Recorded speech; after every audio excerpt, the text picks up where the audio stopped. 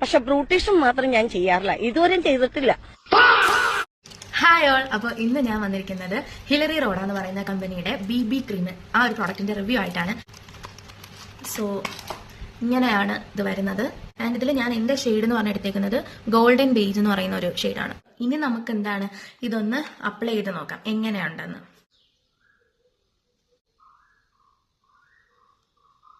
അപ്പോൾ ഇനി ഇതെല്ലായിടത്തോടെ ഒന്ന് സ്പ്രെഡ് ചെയ്ത് നോക്കാം.